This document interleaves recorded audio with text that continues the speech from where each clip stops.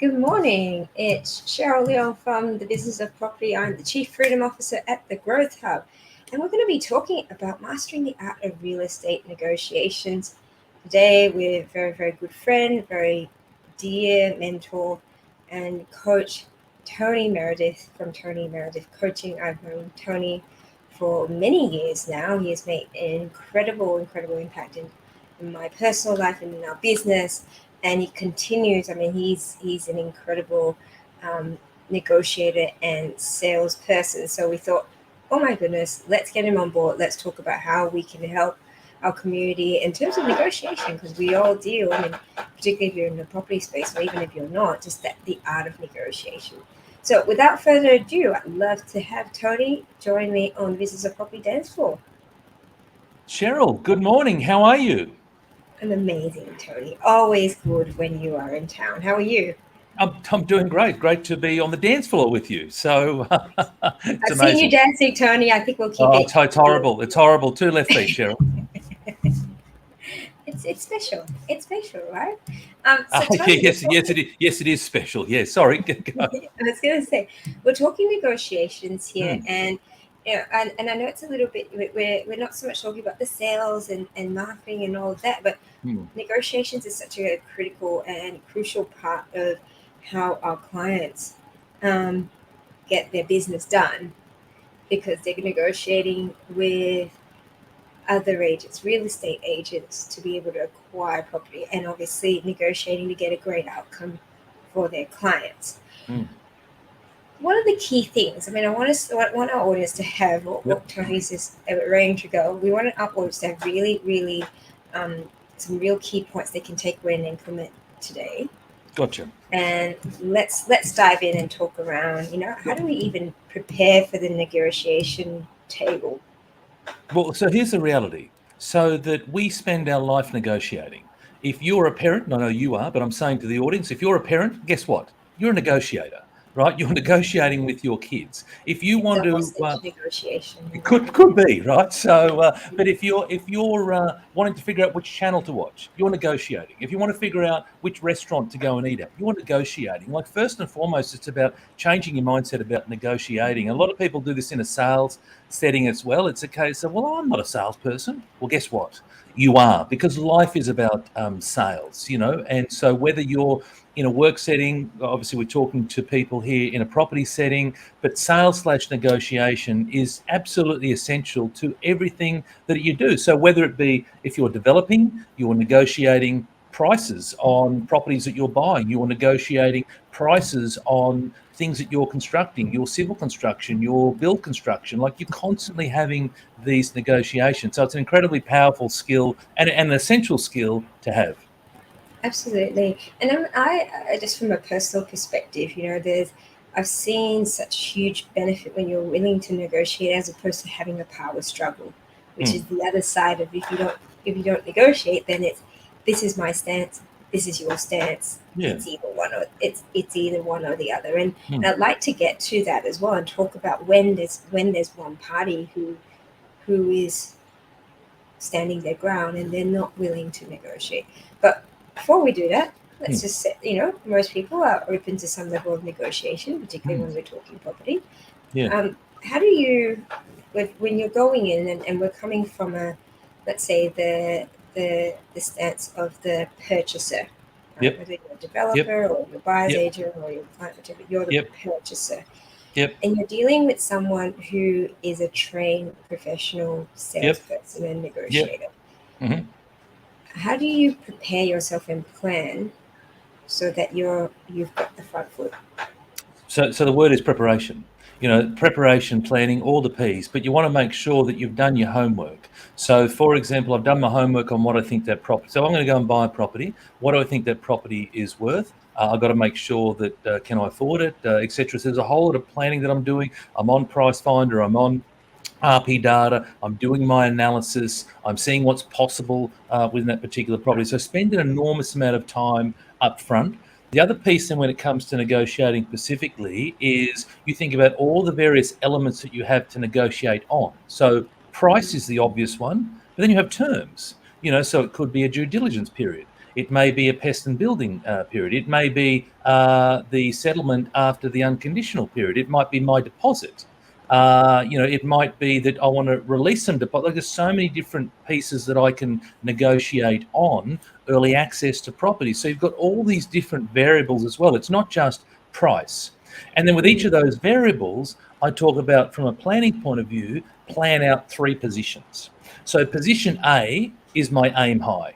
So aim high is simply, what is my starting point? What is my maximum? So when I'm wanting to buy, aim high means typically I want to buy it for as cheap as I can. So even though it's aim high, in a purchasing sitting, I want to buy it for as cheap as I can. That's my aim high. My middle level is what I call an acceptable level. So I've got my aim high, which is my low price. I've got an acceptable level. That is something I'll be okay with. If I bought it at that price, I'd be okay. And then I have my walk away.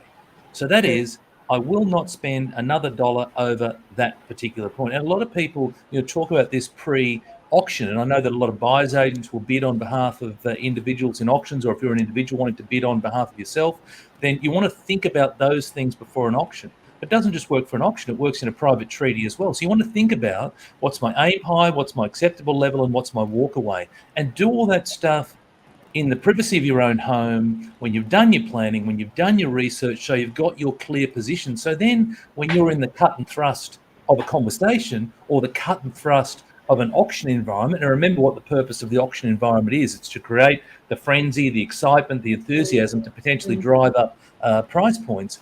Think about what your plans are beforehand, before you enter that arena. And then the other part is that once you've done the planning, be disciplined to stick to the plan that you set for yourself. Yeah, absolutely.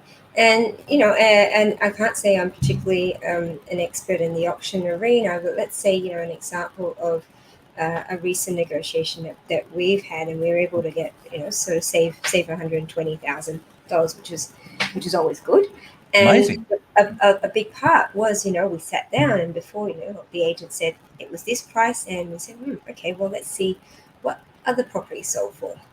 And why? Obviously, the agent wants to sell it at the highest. You want to purchase it at the lowest.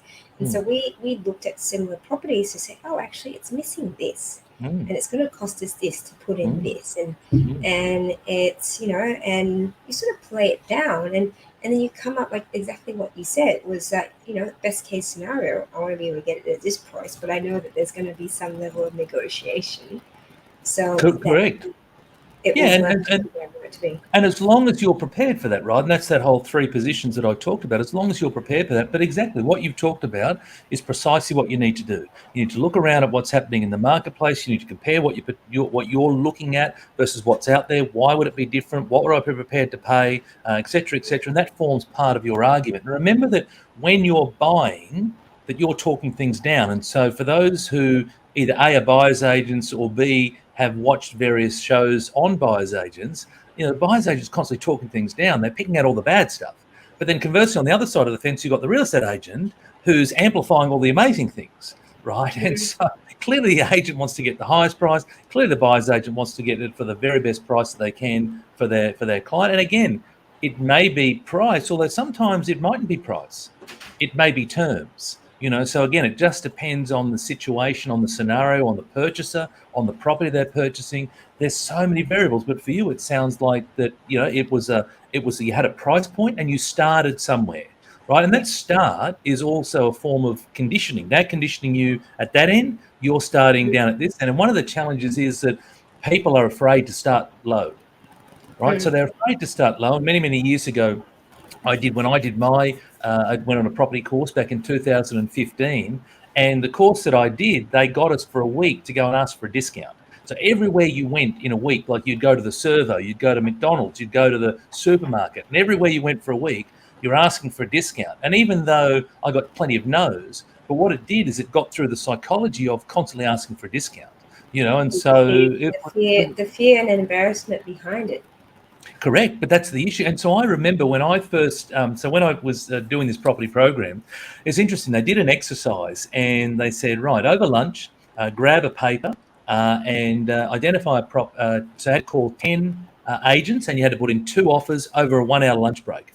And so I got the paper and I talked to the 10 agents because, because talking, I'm okay in that regard. But I never put in the 2 offers. And we came back into the room after lunch, and the educator said, righto, the goal was to put in 2 offers. Who put in more than 2? And people put their hands up. Who put in 2? Who put in 1? And who put in none? So, at a room of 40 people, there was 4 of us who put in none, and we basically got kicked out, right? So we got kicked out, and he said, "Get out, go and put 2 offers in. Do as I asked you to do." So it was a little bit, a little bit embarrassing, a little bit humiliating. So I went outside. There was one of the crew came out with me, and he said to me, "Right, let's just find a property." So I got on my phone, got on realestate.com, found a property, and the property, I remember the property vividly, and it was valued at $620,000 in a suburb here in Brisbane. It was just any old house, and he said offer 20% below that. So that meant we're down around that sort of 500 mark. And I remember then getting on and writing. So in realestate.com, you can write directly to the agent. So it's like, "Hi, John, I'd like to offer you, 500,000." And I remember sitting there with my finger over the send button, and I had sweat coming off me. My finger was shaking. I was quivering. And the crew guy who was with me, who knows who he is, and we've laughed about it over the years, he just said, I won't repeat on television, but there was a few expletives, but just press the button effectively. Anyway, I pressed the button and the phone rang. And I was like, oh my gosh. And so it was the agent. And the agent said to me, "Thank you so much, Tony, for your offer.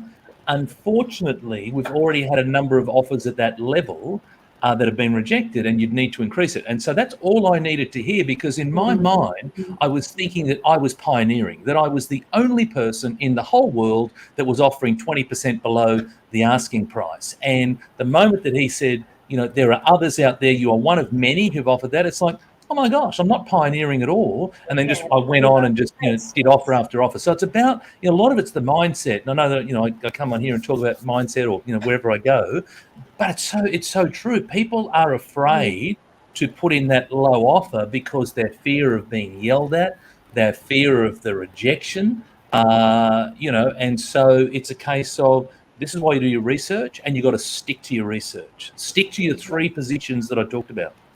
Absolutely. And the other motto I live by is, if you don't ask, you don't get. So if you're what your position is, what's the worst that can happen? They say no. Ask and you shall receive, right? If you don't ask, you have 0 chance of getting it, and if you do ask, I don't guarantee that you'll get it, but you at least give yourself a chance, or at least you open the dialogue. And even if the dialogue is, "That's ridiculous, go away and come back when you're fair income," whatever it might be, at least you've got a sense, you put your toe in the water, and you've got a sense of, what's the temperature. Absolutely. I want to add to this in terms of planning and preparation is finding out as much as possible about the situation on the other side. What are the vendors' needs? What are their, time, in terms of time-wise, where are they? Have they already sold? Is there a bridging finance in place, or they're happy to have, they're living in the property and they're happy to have sort of 6 months of settlement. So really understanding that part as well, and not being afraid to ask the agent, like, what's the situation with the vendors? And hopefully they're open as best as they can. I'm finding in Queensland the agents are friendlier.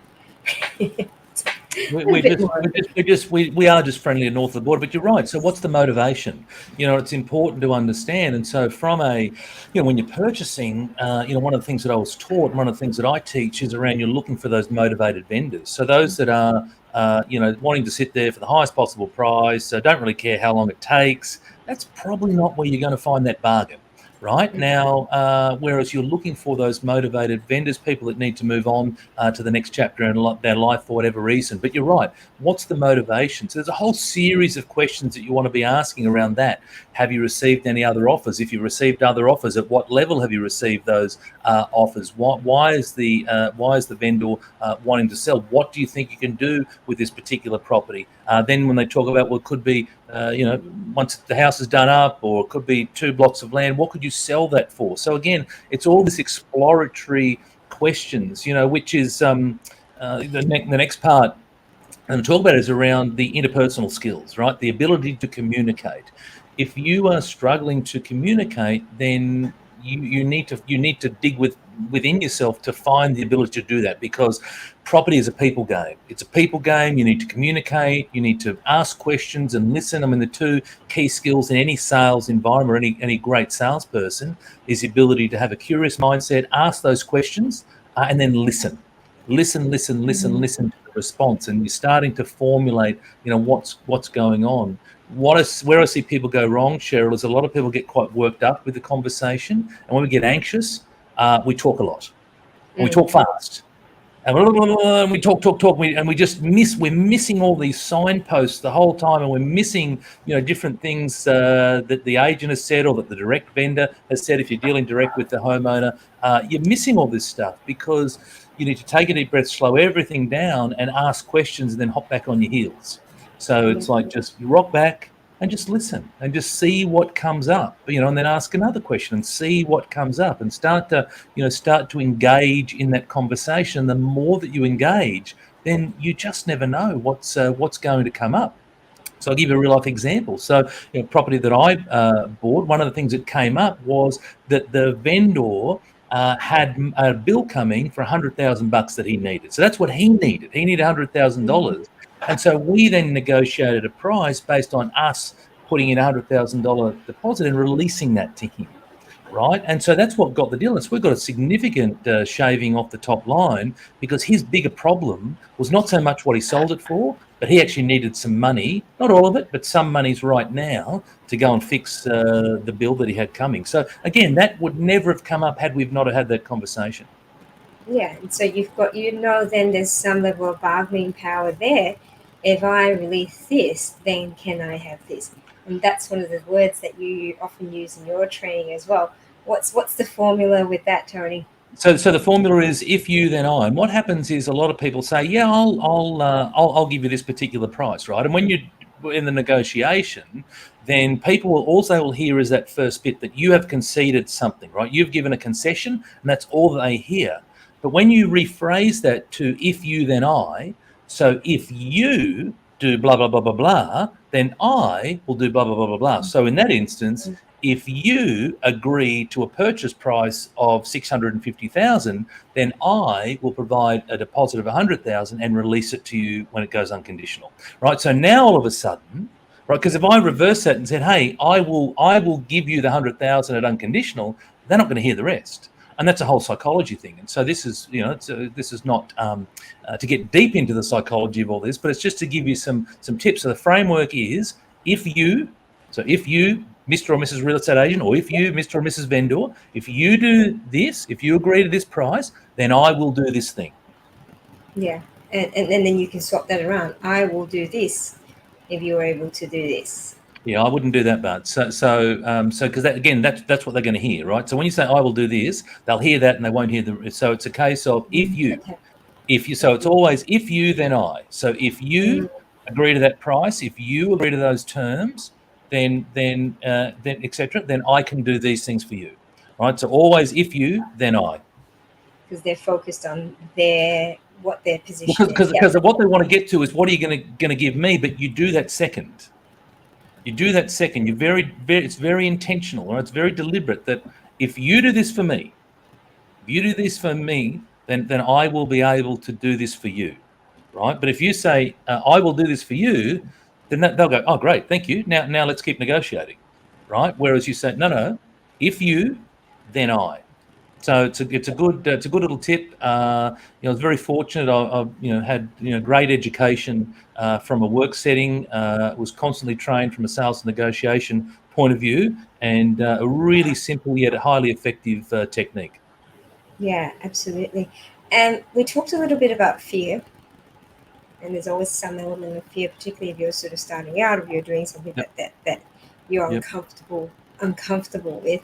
What are some really good tools for us to be able to get over that? Like you said, we had these hesitations, and then we procrastinate. First of all, we don't want to call agents. Hopefully that's not a thing. If your business is based on calling agents, then got to get over that fear to begin with. But that fear around asking for what you need as well.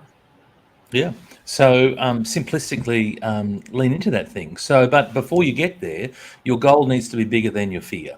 right? And so what I mean by that is, so if I think back to my journey back in 2015, so I'd gone and done the course, and then I needed to do things that made me feel uncomfortable. Mm. But my goal was way bigger than my fears. And so my goal was massive. And not just my goal was big, but I was so committed and connected to my goal. And that goal meant so much to me personally. And I thought about that goal every day, every day, every day. And I recognized that in order to get my goal, because it meant so much to me, that I had to do these things that were in front of me. And the things that were in front of me, I hated doing some of the things that were in front of me. You know, and I came from a sales environment. And so you would have thought, oh, well, you should have been great at having these conversations. I was really awkward and uncomfortable initially when I started talking to agents. And so then I thought to myself, well, how do I get over this? So what I actually did is I created a list of things that I wanted to ask. So then even though the conversation would go off in different directions, I was on the phone, so they didn't need to know that I was writing down notes in front of me, but I had a script. And not a script of exactly what I was saying, but a script of these are the list of questions that I've got. And I'm more than happy to share that, with your audience, Cheryl, because I'll give that to my clients today, but it's a list of, I call them my property discovery questions. And so Mm. it's so important to have this thing. So then all of a sudden, even though I had anxiety about the call, but I simply had to just follow the question, and whichever way the conversation went, I had this guidepost in front of me to bring me back. In regards to, the first is around make sure your goal's bigger than your fear. The next is, and I don't have a really complex answer, it's just pick up the phone and be prepared to suck at it first time and the second time and probably the third and the fourth and the fifth. And that's how you get better. I do a lot of public speaking. I do a lot of stuff on social media. I never started off being comfortable in public speaking. I never started off being comfortable, with the video and doing all those sorts of things. And I'm not saying that I'm great at it, but I'm way, way better today than I was Mm. when I first started. What I had is I had the courage to take action. And I took action because I knew that this would inch me closer to where I needed to get to. And it doesn't mean that there won't be things that come up in front of you that really confront you. And I have them, today. I have things that confront me today, but I have to sit and rationalize with myself and say, well, how important is this goal that's further down the road? And I describe it, Cheryl, as gates. And so you have your goal, and you would have heard me talk about this with you and in conversations and privately, publicly. Mhm. You have a goal. Your goal is down the road, and in between your goal and where you are is a series of gates. And those gates are all locked. And every time you get to a gate, it's locked. And your goal is way down on the other side of the gate, and you've got to challenge yourself. Am I prepared to do what is required to get through this gate? Because my goal's way down there. And if I'm not prepared to get through the gate, then perhaps my goal wasn't that important to me in the first place. But when I am prepared to get through the gate, and I'll do whatever I can to get through that gate, well, guess what happens? You get through that gate, and then you've got another damn gate, and another damn gate, and another damn gate. And the whole journey of success, whether it be in property, business, doesn't matter. Your journey is filled with so many gates in front of you, but it's about, again, when my goal is way too big, I can't let anything stand in between me and my goal. I have to crash through this gate. I'll go over it, under it, around it, through it. I'll do whatever I can to get through this imaginary gate to get to the other side. And so from a negotiation point of view, my strongest advice is plan things out like I talked about before, challenge yourself on your goal, challenge yourself, why am I even doing this negotiation in the first place? And when you go, you know what, this is going to inch me closer to where I want to get to, then at some stage I have to pick up the phone. And I am going to suck it at first time. And Mm. that's okay. We all do. And I still make thousands of mistakes. Like every day I make so many mistakes. But I also have the mindset to say, well, every time I make a mistake, I challenge myself and say, well, what do I learn from that opportunity? How do I be better tomorrow so that I don't make that same mistake? But a lot of people who have a fixed mindset are scared to make mistakes. And if you're Mm. scared to make a mistake, then you'll never get started. So it's about I need to lean into all those things that scare the living life out of me and go for it. And there's a number of other techniques around fear as well. So, what you want to do is, if I go through a fear process, you want to firstly understand, where's this fear coming from? Mm. So sorry, what is the fear? Where is it coming from? And recognize that as humans, we're only born with two fears. So we're born with the fear of falling, and are born with a fear of loud noises, and that's it. And they've proven that with babies, just born, they've proven this. So Startle reflex, yeah. so every other fear that we have learnt that fear, whether it be through experiences, our parents, through the schoolyard, through the news. We've learnt these fears along the way. But the beautiful thing is that when you learn a fear, you can actually unlearn that fear. You can't unlearn the two that we're born with, but you can unlearn all the others. And so it's a case of then I'm going to challenge myself and recognize that this fear is made up. I've made this thing up. It's in my head, because there are plenty of people who don't experience that particular fear. And the next is to create, what is it that I want, right? So what I don't want is I don't want to have the fear of having a phone conversation with an agent or the fear of negotiating directly with a vendor. What I do want is 180 degrees the opposite of that. So I do want to be able to speak fluently when I speak to an agent, or to have successful negotiations when I'm speaking directly to a vendor. The other is to start to act as if. So, I remember, back when I was starting, and I would be on the phone to these agents, and I'd be saying, "Hello, my name's Tony Meredith, and I'm a property developer." And I remember saying that out loud and thinking to myself, "That's a load of crap. Well, you're not a property developer. You've done a course, and you're on the phone, and you're not a property developer." And I remember challenging myself on my thinking, going, "Hang on a second, mate. I need to change my identity." And so then the more I would say this, "My name is Tony Meredith and I'm a property developer. My name is Tony Meredith." And the more that you say this, all of a sudden your subconscious kicks in and goes, "You know what? This must be true." So it's a little bit of start to act as if. So even though I hadn't done a development at this stage, but I was a property developer. I had done a course. I was, mixing with agents. I was sending out letters. I was having conversations with vendors. I was going through my discovery question. I was a developer. And so it's about changing your identity. So that was something else. And then the last... And just on Sorry, that, Tony, yeah, yep. one thing that I remember sort of pushing me through these sort of times when there was that imposter syndrome was to fake it before you make it. And that worked for me, whether it works for someone else, because I used to have a lot of fear around public speaking, or just even speaking in groups. Yeah. And I'd be like, I can't do this because people can smell the fear. And so I had to, whether it was affirmations, whether it was, YouTube has been incredible for me. So if there's anything in YouTube that you want to diagnose, it's in there. Just don't diagnose yourself incorrectly. But it was more so the motivational stuff. And the more that you're able, like I said, to work on your mindset and be able to go, I am this person.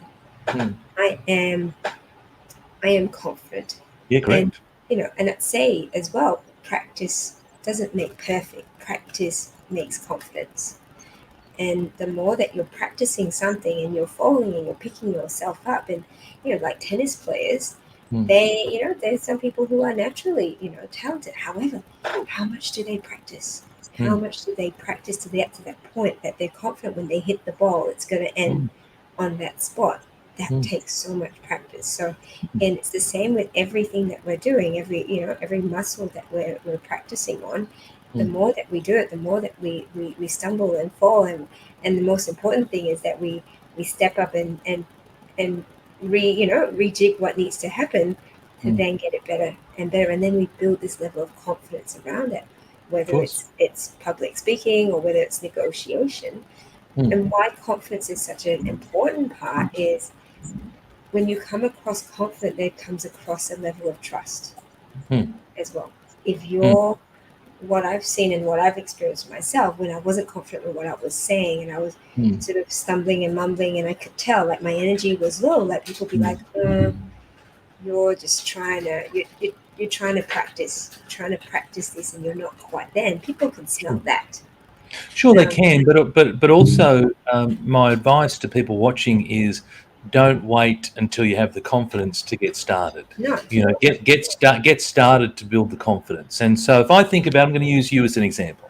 So you and I started this video series, this Business of Property, back in 2018. And, respectfully for you, back when you started, you were like struggling with the whole social media thing. And it was a real challenge for you and a stretch. And we did it every Tuesday night. I remember it vividly. And every Tuesday night we'd come on. But what I saw from you between then and now is this lady who has just lent into this thing, honed her craft, pushed herself beyond her comfort zone and worked hard to become better and better and better and better. And does it mean that you don't have areas of opportunity? Of course not. We all do. But it's a case of where you are today is like light and shade from where you were, some 4 or 5 years ago. And so you didn't have confidence when you started. You built that confidence. And so my advice to people from a negotiating point of view is you won't have the confidence when you start. You can try the fake it till you make it. You can try the start to act as if and start to work on your identity, but it's until you start to have the conversations out loud, you fall flat on your face, you stumble on your words, you stutter, you have those uncomfortable pauses like you're on a first date, all that stuff. When all that goes on, that's good, because that means firstly that you're on the field and you're having a go. Because I can tell you, Cheryl, I met a lot of people who are sitting up in the stands and very happy to criticise those on the field, but they're not advancing themselves forward. So get on the field and have a crack. That's the first thing. The next is to recognise that you will be terrible at it. Like, there's no two ways about it. Like, you're going to start off and you're going to be dreadful. And the moment that you can accept that within yourself and go, yes, but my goal is bigger than this fear that I've got, and a lot of the fear is around that rejection, around judgment, around criticism, right? But my goal is way too big. So I've got to figure this out. I've got to get through this, and I must start, right? I must start to hone my skill. I have a success formula which I depict as a circle, and 10% of success comes from knowledge. So you talked before about YouTube. There's books, there's courses. You can work with coaches, whatever it might be. There's so many ways that you can build up the knowledge. The second way for 15% is skill. You need to have some level of skill. Just because you know how to do something, I meet a lot of people who know how to do something but don't apply it. And there's a Chinese proverb which is, to know and not to do is to not know at all. So it's like, well, yeah, you can know it, but if you're not applying it, well, then Chinese, Tony? Sorry? How do you say it in Chinese? So we'll do that later. So this is just for when I do this in Mandarin later on, we'll do that. So yes, excellent. Look. So I've got no clue is the honest answer. So 15% is then skills, and that is that you need to have a level of skill. And skill, you hone that skill through practice, and perfect practice makes perfect, but practice, so practice will help you move forward. But 75% of your success in negotiating, in having that conversation, in sales, sits between your ears. It's your mindset. Because the reality is that you are going to come across a no. You are going to get told no. You are going to be rejected. And how do I then move beyond that? How do I dust myself off, pick myself up, and keep marching forward? And that's because my goal is too big. My goal is too important. I am committed to my goal, and I will do whatever I can do in the pursuit of that goal. And, you see this with sports people. You see this with successful business people. And it's no different here in this forum. When you have a goal, and there might be some people who are watching today, they might have a goal to grow out their buyer's agency, or they have a goal to, create full-time business in property by leaving their job, whatever it might be. When your goal is too big and you're too committed to it, then you will do whatever you can to make that happen. Absolutely. I'd like to sort of add, and Cam's put a few comments here, and I'm not sure we've got a few people that have joined us. So thank you very much. If you've got comments, questions for Tony, please feel free to ask. One thing that came across was around, and it'll come to me again. No, I've just lost it. That's fine. We're going through. We were talking about confidence. We were talking about fear. The next part was around how do you get over the no's, right? Because that's another mindset thing around. You've been negotiating on a particular property or a deal for a while, and at the very last minute, it falls over. Sure. Well, so firstly, why is it a no? Have I missed something along the way? So, one of the art of sales is around how do I handle objections? And you want to go through a process early on to look to identify all those objections, and how do I then work my way through that? View objections as being opportunities to solve them. And so then it's a case of, you get to the end, it's a no, well, then I've missed something back here in my process. I haven't asked enough questions back here. But nonetheless, if it's a no, let's understand why it's a no. So quite often if we talk price, right? So then price will be that an agent believes that they can get a particular price. And so so if an agent's here and you're here, just trying to do it all reverse, then it's a case of let's have a conversation around how you came up with that price. So you could say to the agent, hey, look, I respect the price that you're at. How did you come up with that price? What did you do to determine that particular price? An agent might go through a whole range of reasons why there was this property at Smith Street that sold and whatever it might be. And then you could say, well, hey, look, okay, it's interesting because I've done my analysis and I'm at a different price. And I'd love the opportunity to take you through how I came up with my price, and particularly I'm talking about from a development point of view, or maybe even a renovation point of view, that sometimes the agents don't factor in all the costs that are involved. Like agents aren't, generally speaking, real estate agents, that is, aren't that skilled in development. And there might be some exceptional ones out there, and great, and please don't yell at me. But the point is that generally speaking, in my experience, that agents are not good with development and don't fully understand all the costs involved, and also vendors. Vendors don't fully understand all the costs involved. So there's a conditioning element. So, you would have heard of agents conditioning vendors. Well, it's no different. You want to condition the agent or you want to condition the vendor by saying, look, if you want to market to a developer, I just want you to be aware that you've got to factor in this cost, that cost, this cost, that cost, this cost. And when I do all those things, always remember that a developer needs to make some money. And so that means that they're going to be around this particular price point. Right. And so you plant that seed with them. Now, they don't need to accept what you say. They might say, yeah, that's fine. We're still going to head down this particular path. That's okay. So then sometimes you're just got to agree to disagree. Like you're not going to be able to negotiate every single scenario. Like that's just unrealistic, but at least you can have your say and look to start to plant that seed. Now, what I would say in that instance is don't lose sight of that property. So you might say, you know what, let's just agree that we're $200,000 apart. I can't get there. You can't come down. We've tried different ways to get there. Let's agree that there's a gap. But you have a CRM now as a great person who's creating a business out of property. A CRM could just be a spreadsheet, right? You don't need to go and invest in a CRM. I started off with a spreadsheet, and so you capture. I spoke to John Smith from Ray White in Stones Corner about the property at 123 Jones Street, and this was what we said. And then my follow up. So I want to have a follow up. So the fortune is in the follow up.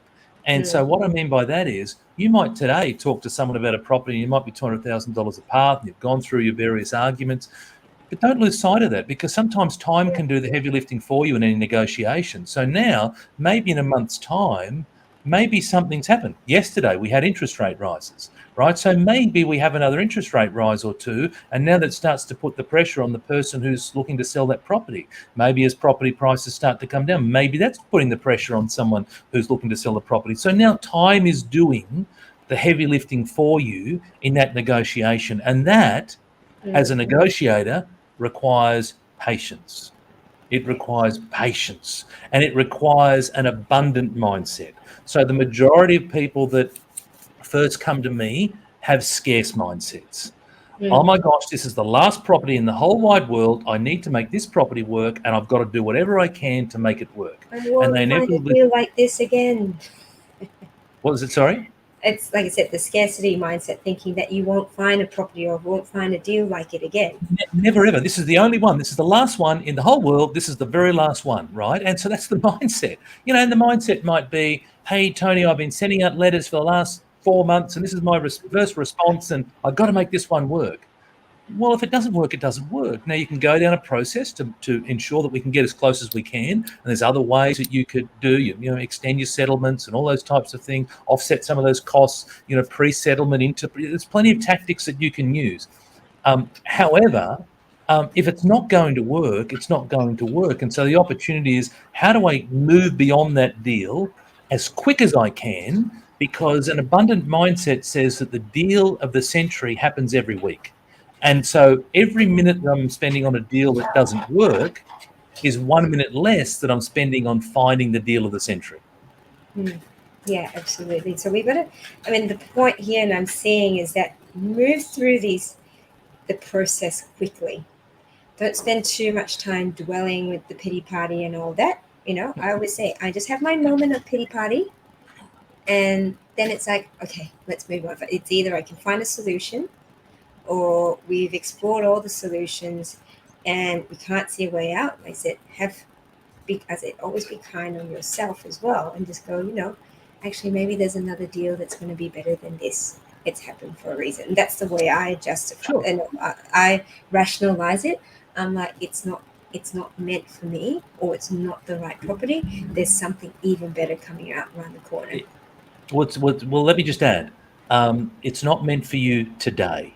So it's Mm, not that it's not meant for you, it's not meant for you today. And that's what I was saying before, that go through your mm, process. But if you get to a point where there's an impasse, then don't try to, if you've tried to do it, I'm not saying just walk away quickly. I'm saying, no, go through the conditioning process, like I said before, start to justify why you're at your price, look to understand why the seller or the agent is at their price. So go through that. But if you're at an impasse, then you chalk it down, you put it into your CRM, and you don't walk away from it. You just loop back in a month's time or 6 weeks' time or mm, whatever it is, because you've now started that connection, right? So yeah, you now start that connection, and as I'm saying, let time do the heavy lifting. So mm, time can now help you, because all of a sudden, every vendor, or most vendors, not every vendor, most vendors have an expectation that their property is worth this, when really it's probably worth this, right? Now, yes, I'm saying most vendors because there are some that are realistic, but most people think that the property is worth way more than what it is. That's the reality. But if over time the market, you hear the agents say the market has spoken, but that's true, right? So if the market is saying that it's not where where you think it is, Mr. or Mrs. Vendor, then maybe at some stage circumstances have changed for them. So it's not walk away from the property forever. It's no, we had a conversation. I put it into my CRM and I loop back. The fortune's in the follow up. I loop back in absolutely. 2 weeks, in 4 weeks, in 6 weeks, whatever you think is appropriate. You loop back, and who knows? Next time you have that conversation, perhaps circumstances have changed, and perhaps you happen to be, Johnny or Jill on the spot, and you're able to now secure that property. Yeah. Fine example, a property which I've been eyeing for a little while and negotiated on, and the vendor was asking about 8 million. I think it's about 5.5. Sure. I've seen now that across the year, because obviously there's been a lot of Yep. change in the market. Yep. He's dropped his price Mm. to 6 million. Yeah. So it is. And if you kept pushing yourself forward to try to secure something, and it was just not the right time, having that patience. But I also followed up. A year later. Follow up. Yeah. The other thing too, Cheryl, is to control what you can control. And so what I mean by that is a lot of people get caught up in the outcome, Mm, and that's really dangerous territory, because what that means is that your emotional well-being, your happiness or your sadness, is based on something that's beyond your control, which is the outcome. What's within your control is the process that you adhere to. This is a mm, process. mm, So mm, your virtual assistant business is based on systems and implementing systems in businesses. Well, sales is a process, right? It's absolutely. no different. And so I want to go, negotiation is a process. I want to go through my process. Now, there's a quantitative element to what I do and a qualitative element to what I do. So the quantitative element to what I do is, am I doing all the things that I said I was going to do, as in quantity wise? Am I, sending letters, having the conversations, going through, etc. But there's a qualitative element, and Mm, qualitative is a little more harder to measure. But that's the types of conversation. So you might say, "Hey, yeah, but I called an agent." But if you're on the phone to an agent and you're stumbling and stuttering and uncomfortable pauses and all these things, and again, I'm not talking on call one because I want you to start. I just want you to lean into it and build that skill. But I'm saying down the track, if it's not a quality call, well then yeah, you may have had the call, but we now need to challenge ourselves on how do we have a better quality of sales call, a better quality in negotiation. awesome. So let's start to wrap this up, Tony. We talked about why planning and preparation is important. Mm. Make sure you understand your position and where the other party or the vendor is Mm. at, so Yep. that you know what the level plane is. Mm. Communication, that's number two. Mm. Be Learn the skill of being a good communicator. And it doesn't mean a good talker. It actually means a good listener Mm. and a good questioner. It's Mm. a word. Good people asking question person. And the third, Sorry, just let me add on that. Have a curious mindset. So be yes, curious, be curious. So it starts with having that curious mindset. mm, So then I want to ask questions. I want to understand what's going on. I want to understand what your motivation is. I want to understand what could possibly be done on that property. So again, you've gone and done your research, but we just want to keep having those questions. We want to build rapport with people. But yes, yes, so we have absolutely. two of those and one of those. So get that ratio right. If you could extend out your listening to 4 times as much as you talk, but as a minimum, 2 to 1. Mm. And I love the word curious. When you think of curious as a child, you're Mm. asking lots of questions. Yeah, Children probably don't listen so much, but then it's sort of going, I'm just curious, use that word. I'm just curious. How did they come up with that price? yeah, exactly. And come from that place of, I'm not being bossy, I'm not being No. pushy, I'm just wondering. So, You so use what the you're word curious, you sort of put yourself at a level where you're um, opening yourself up to a little bit of vulnerability as well. It's a great skill to have, but not many people let their guard down. But I'm saying be vulnerable. Have empathy for the situation. Amazing skills in sales. But be curious. Ask 1,000 questions. And because then on your mind you start to formulate what's going on. Now you don't need to then provide the solution right then and there, but you can take all that information away, take it away for a day, for 2 days, for a week, whatever you think is appropriate in that conversation. Process that, right? But you've got a whole lot more information now that you never had as part of that, as part of the conversation, the negotiation. Yeah, and then the third one being work through that mindset of fear, step into things that scare you, and Mm. practice making and building confidence.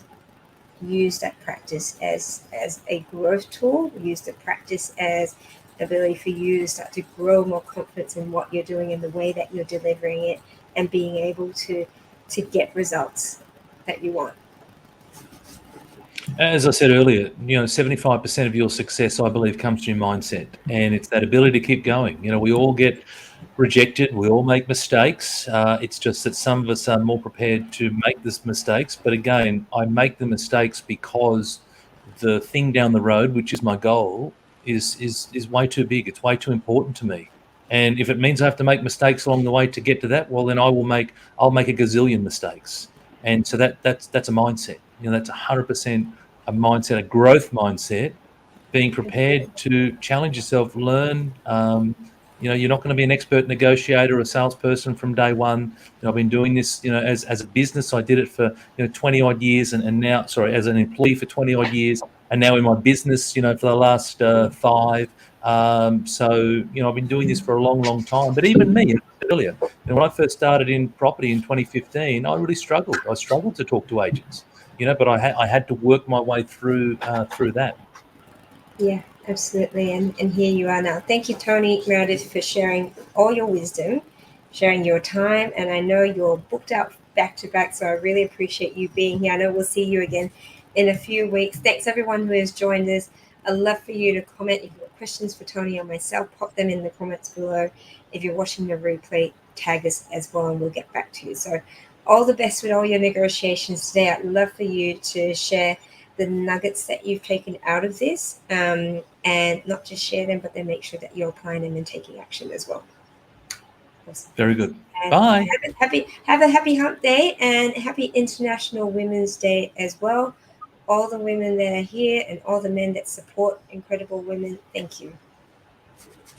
Take care. Very good. Bye. Bye, everyone. See you next week.